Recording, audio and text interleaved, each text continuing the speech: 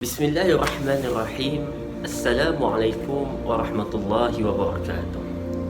Tuan-tuan hadirin hadirat sekalian, hari ini sama-sama kita menelusuri satu kisah dan sirah sahabat Nabi sallallahu alaihi wasallam, iaitu Bilal bin Rabah.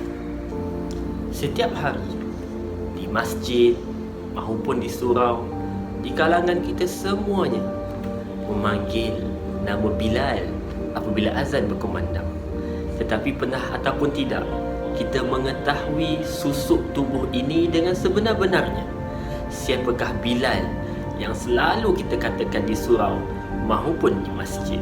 Bilal bin Rabah merupakan sahabat Nabi SAW yang berasal daripada Habsyah, atau pada masa kini kita gelar sebagai Ethiopia. Kelahiran Bilal ditulis oleh para alim ulama sekitar 43 tahun sebelum berlakunya hijrah. Jadi tuan-tuan hadirin hadirat sekalian, Bilal ini merupakan seorang hamba dan keluarganya juga seorang hamba yang berkulit hitam, dan Bilal merupakan salah seorang daripada hamba yang pertama memeluk Islam, mengucap 2 kalimah syahadah di hadapan Nabi sallallahu alaihi wasallam. Syekh Muhammad Sa'id Mursi dalam bukunya Tokoh-Tokoh Islam Sepanjang Zaman merakamkan, mencatatkan kisah Saidina Bilal apabila Bilal memeluk agama Islam. Jika kita lihat Islamnya kita pada hari ini, khususnya masyarakat Melayu, Islam kita Islam daripada ibu dan bapa kita. Kita tidak mengalami apa-apa penindasan, kita tidak mengalami apa-apa ancaman. Perkara ini sama sekali berbeza daripada apa yang dilalui oleh Bilal pada suatu ketika dahulu. Dalam menegakkan agama Islam, mempertahankan akidah yang benar, Bilal diseksa oleh tuannya. Bilal dibaringkan di kawasan yang panas, di tengah-tengah padang pasir, dijemur dan diletakkan batu di atas perutnya dengan harapan Bilal kembali kepada agama nenek moyang mereka.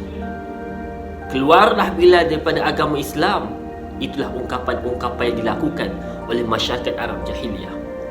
Tetapi tuan-tuan hadirin hadirat sekalian, iman yang ada dalam diri Bilal menyebabkan mulutnya terus berkata, Ahadul Ahad, Ahadul Ahad, mempertahankan akidah yang suci walaupun dirinya diseksa, diletakkan batu di atas perutnya di tengah padang pasir yang panas, dalam keadaan lehernya diikat dengan tali. Itu salah satu peristiwa yang menunjukkan mempertahankan akidah itu memerlukan pengorbanan, dan perkara itu telah dilakukan oleh Bilal bin Rabah. Di sana kita lihat apabila Bilal diseksa, datang seorang sahabat, Abu Bakar As-Siddiq, menawarkan kepada Bilal untuk membeli Bilal dan memerdekakan Bilal. Ini salah satu contoh persaudaraan Islam yang ditunjukkan oleh Sayyidina Abu Bakar membantu umat Islam lain yang tertindas. Tuan-tuan dan puan-puan, apabila Nabi Muhammad sallallahu alaihi wasallam dan para sahabat berhijrah ke Madinah, Nabi sallallahu alaihi wasallam dan para sahabat membina Masjidul Nabawi.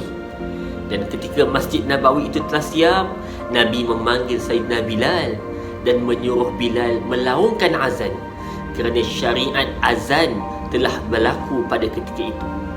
Maka tuan-tuan, ketika itulah Bilal bin Rabah digelar muazzin Rasulullah sallallahu alaihi wasallam, kerana Bilal melaungkan azan yang pertama yang disyariatkan di dalam agama Islam.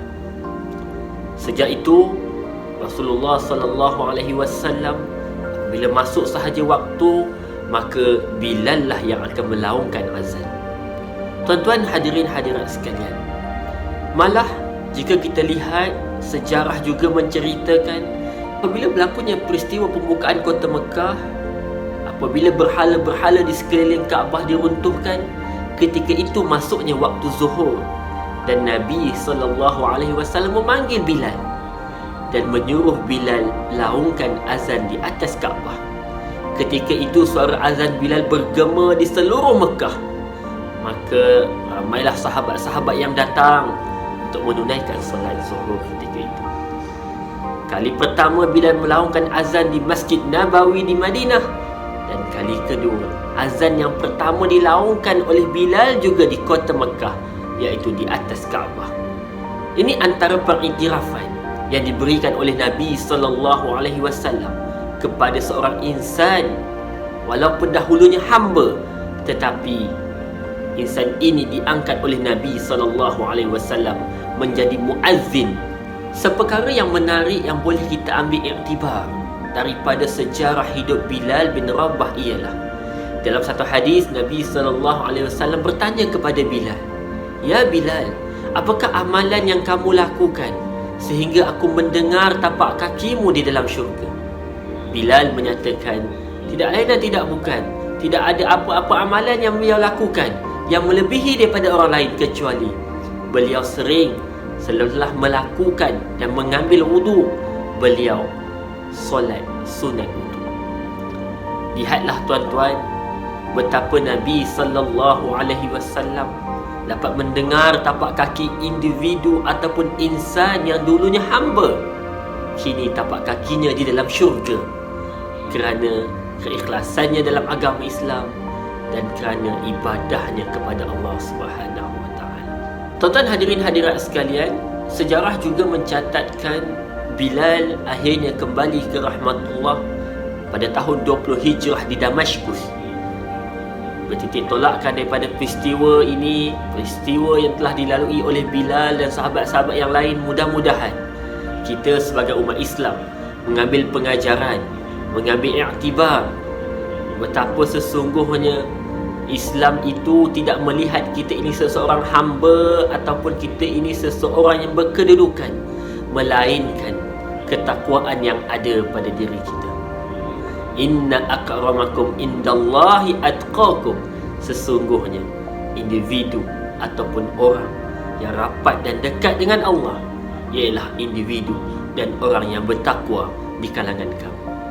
Tuan-tuan hadirin hadirat sekalian, mudah-mudahan kisah Bilal ini menjadi pedoman dan panduan untuk kita semua menjadi Muslim dan mukmin yang sejati. Aqulu qawli hadza, astaghfirullahal azim li wa lakum. Wassalamualaikum warahmatullahi wabarakatuh.